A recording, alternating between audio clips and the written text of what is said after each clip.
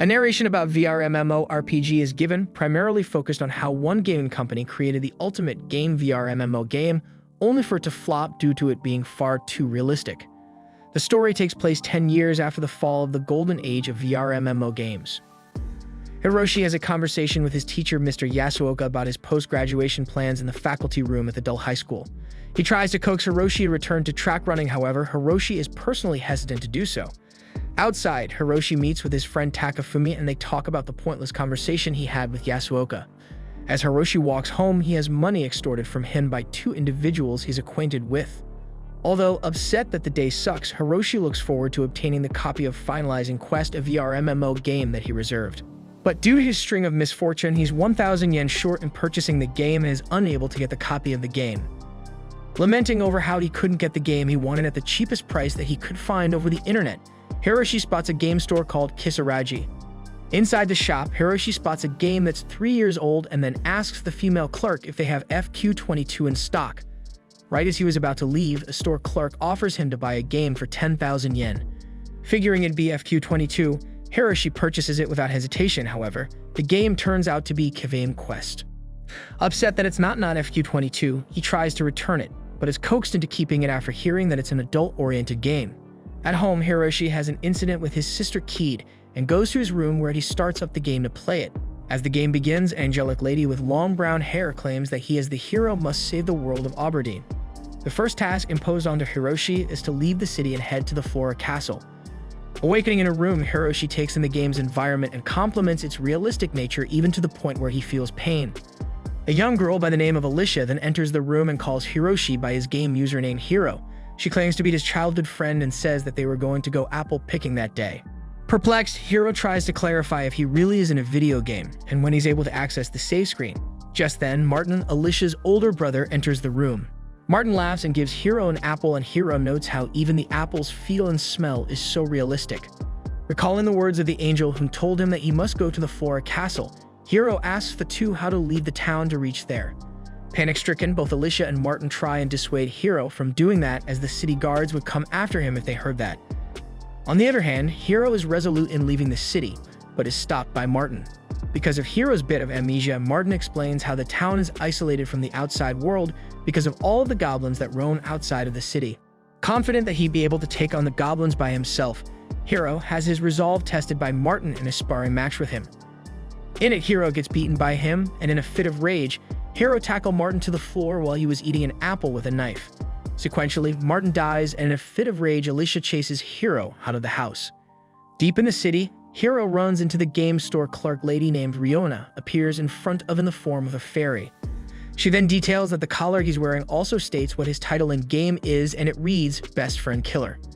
Right off the bat, Hiro is told by Riona that his gruesome title can't be revoked, nor can his data be erased or restarted. Obviously, one can't restart or erase one's life story in reality, which the game's whole system is based on, and the system runs solely on an autosave feature. Frustrated, Hiro asks for a refund, but she refuses as her store has a strict no-refund policy. Taking a more logical approach to their situation, Riona suggests they find another player named Ginji in-game to help them. When the game was released 10 years ago, he too killed his best friend.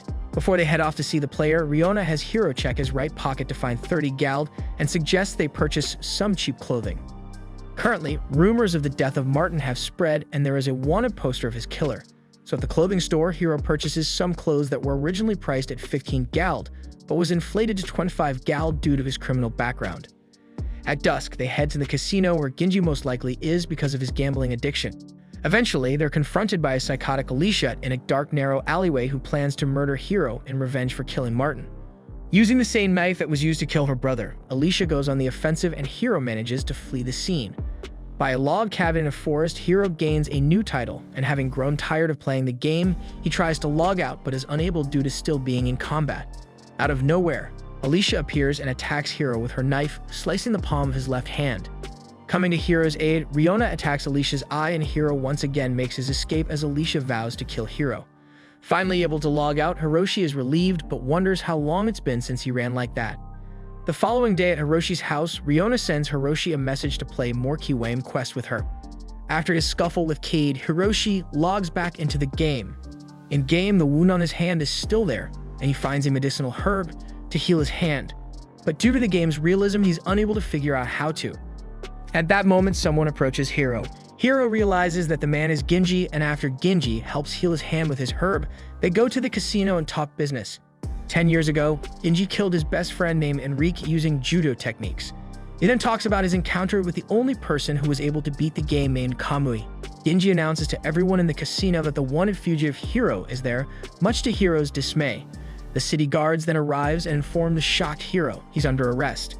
Panic-stricken, Hiro tries to run away, but Genji uses a judo shoulder throw on Hiro and then restrains him. The city guard then take over and Genji is paid some coin for his trouble. As it so happens, Genji served 13 years for his crime and is currently on parole. Outside of the casino, Hiro is led by the city guards through the city. When the city guard stops in mid-place in the city, the onlookers then throw objects at Hiro while criticize him. From the distance, Hiro sees Alicia watching the scenario play out from afar and begs the guardsman to jail him. In the jail area, Hiro is told by the guardsman that he'll be left there until the preparations to his trial is made. Frustrated, Hiro tries to log out of the game, but cannot due to him being in the middle of a game event. An hour passes by and still Hiro is unable to leave the game.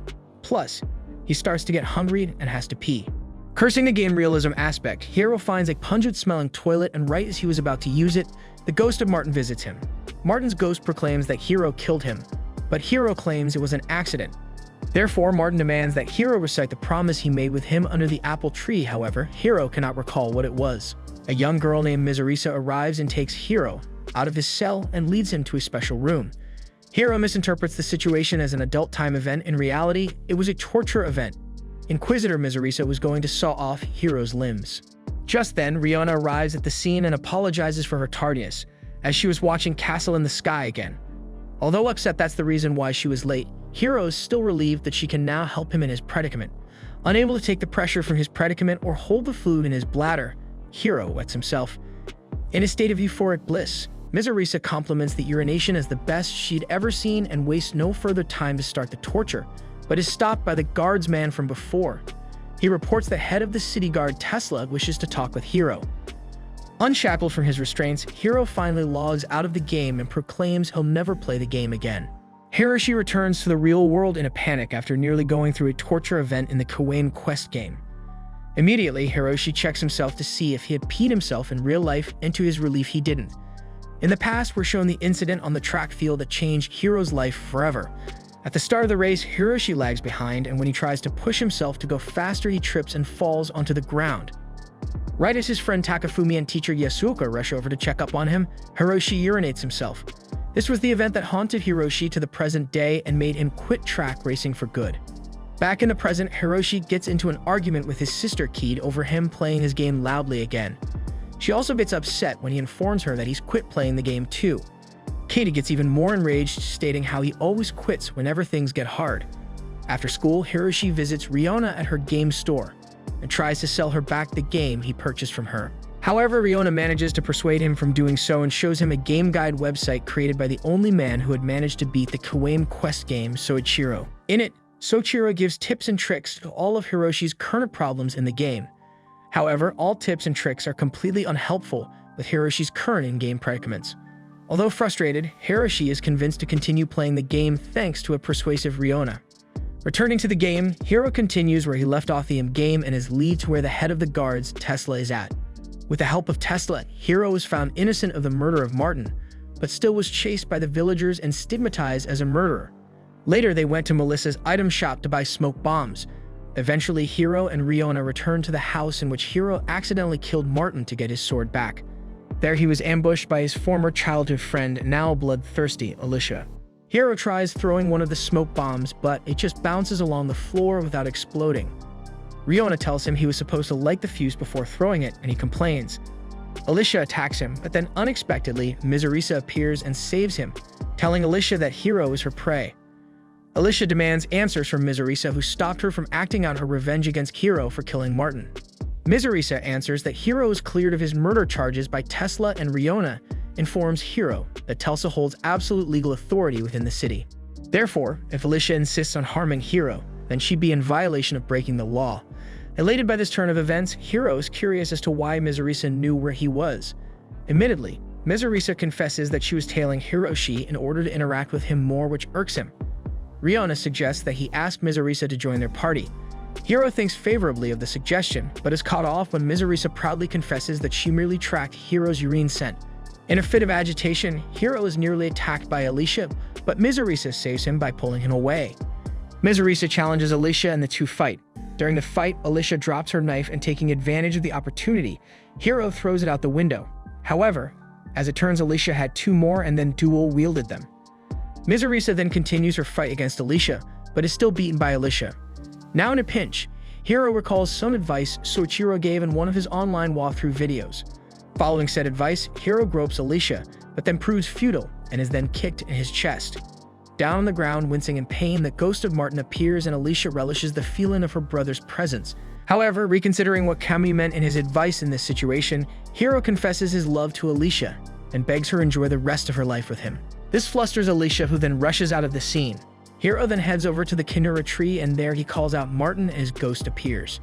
From there, the two briefly talk, and taking Martin's hand, Hiro is shown a flashback of when he, along with Alicia and Martin, were kids. It's there that Hiro finally learns the promise that Martin imposed on him to remember. The promise being is that they be friends forever. With that, Hiro and Martin finally reconcile with one another, and Martin's ghost finally passes on. Gaining a new title, Hiro then notices smoke billowing from various parts of the city. Upon reaching the city, Hiro tries to ask a couple of citizens why the city is on fire, but they refuse to answer his question and push him to the ground. Riona then suggests asking the city's blacksmith to derust his sword and ask for any information on what's going on. Hiro goes to the blacksmith and learns that goblins have invaded the city because the moat that protected the city dried up for the first time in 50 years. Because the blacksmith doesn't want to stick around and derust Hiro's blade, he gives quick instructions of how Hiro can do it himself and leaves. After using the whetstone for a bit and hearing the screams of the citizens, Hiro's sick and tired trying to derust his sword and tries to go and fight the goblins himself. However, Riona stops him, claiming that goblins are as strong as ogres and the probability of him dying against them is 120%. Riona also reveals that if Hiro were to die in the game, his game and console would become irreparably broken. Furthermore, aside from admitting that Koame Quest is the ultimate shitty game, multiple lawsuits have been filed against the game company for this design flaw. Left with no other alternatives to progress the game, Riona suggests they leave the game for now and watch another one of Kamui's videos about the game. But before they leave, Hiro wants to take a peek outside and take a good look at the goblins, and in doing so, he catches the sight of a little girl being accosted by a goblin. Hiro tries to save her, but is held back by Riona, who tries to dissuade him from trying. At that moment, 3 city guards appear and try to protect the little girl. However, the goblin proves to be too much for them to handle. When asked if there has been anyone in the game that's been able to beat the goblin as new player, Riona answers that only Kamui and another player named Shohei, who in real life became a famous boxer. Still adamant to save the little girl, Hiro is advised to at least put on the blacksmith's pants to rid himself of the urine smell. Right as Hiro puts on his new pair of pants, the final city guard dies trying to protect the little girl. Wasting no time, Hiro runs into action and rescues the girl, only to be intercepted by 2 more goblins. With the goblins closing in on them, Hiro tries to distract them, but one of them knocks him out of the way and chases after the girl. In pursuit of the girl, Hiro unlocks a new skill that allows him to run in lightning-fast speed. Now at the city center, Hiro and the girl are confronted by 2 goblins, but Tesla arrives and deals with the 2 goblins with his lightning extreme sword attack. Tesla then orders his men to guide the young girl back home and to extinguish the fires that are blazing around the city. After Hiro receives a new game title, Tesla asks if Hiro would like to join the city guards as a mercenary. The offer elates Hiro and accepts it despite Riona's hesitance. With that settled with, Hiro saves and leaves the game. At home, Hiroshi watches another video by Kamui and learns that the quest route that he took has a survival chance of 0.1%. Soon after this, Hiroshi heads to his sister Ki's room and gives her his pudding and tells her that he's going to continue playing the game until he's reached a good stopping point. The reason behind his motivation is because he doesn't want to give up halfway on something like when he failed the track race that ruined his life. Ki, not caring about her brother's resolve, simply tells him off and slams her door shut. With that out of the way, Hiroshi enters the game and meets with Tesla and is guided by him to Queen Govern's mansion. Eventually, the group reaches the Govern's mansion, and after a brief introduction, Queen Govern embraces and wishes Hiro good luck on his goblin-slaying quest. Later at the training grounds, Tesla introduces Hiro to the soldiers as a mercenary, as well as 2 other hired mercs, Granada and Palu. Continuing his explanation of the situation, Tesla states that the goblin's goal is to attack and destroy Queen Govern's mansion. Once his explanation is over, Tesla leaves the scene, and then Hero, Palu, and Granada are taken care of by a guard by the name of Bob to their rooms. At Hero's room, he talks with Riona, and once he's fitted with his armor, Bob arrives in his room. He informs Hero that he'll be lead back to the training grounds to start his sword and martial arts exercises. Although Bob notes that Hero isn't that muscular and asks if he was a warrior in the past. Disregarding that, Bob leads the mercs to the training ground where they're introduced to the instructor Amos. After Amos' introduction, a girl named Kathy approaches Hero and tells him she was the one who led the little girl home. Before the two could shake each other's hand, Amos stops them and immediately spars with Hero. The spar between the two begins, and Hero is easily overpowered by Amos. However, Granada easily overpowers Amos, causing him to retire for the day. Hero then tries to approach Bob and Kathy to eat some lunch with him, but they brush him off. At the mess hall, Hero eats his lunch alone, noting that he's been ostracized by his peers. On day 2 of Hero's merc training, he arrives on the training ground and Amos belittles Hero's talent and has him do practice swings. As he does this, Granada mentions that Hero killed his best friend and tries to start a fight with him. However, Kathy intervenes, asking Hero to practice with her. The following day, a mock match is held and Hero is pitted against Granada and easily loses against his opponent. This makes Hero realize that his life in the real world isn't any different than his life in the game world. Hero sits in the training yard with Riona as he laments how tough the game currently is. So Riona suggests that he reports everything to the consultation office. However, when he does, the worker there brushes Hero's case off as his own fault. This is mainly due to him joining the mercs with zero skills in the field and suggests that he quit. Frustrated by how useless visiting the office was, Kathy then approaches Hero and asks if he's alright. Hero fibs, claiming he is. Relieved to hear that, Kathy details that the consultation office is mainly for illnesses and injuries. She also details that she's a religious person and prays to that world's god for solace and guidance, so Brianna suggests they go to the local church and pray. This is in order to trigger a quest flag of the sort. However, when they arrive there, the priestess helps purify Hero by dumping a tub of cold water on him and claims that he's been purified. Keeping a positive attitude, Riona continues to claim that Hero's luck has now changed and tomorrow things will be better. Day 4 of the merc training, Hero is still beaten in sword practice by Granada, and he along with Palu try and extort money from him after this.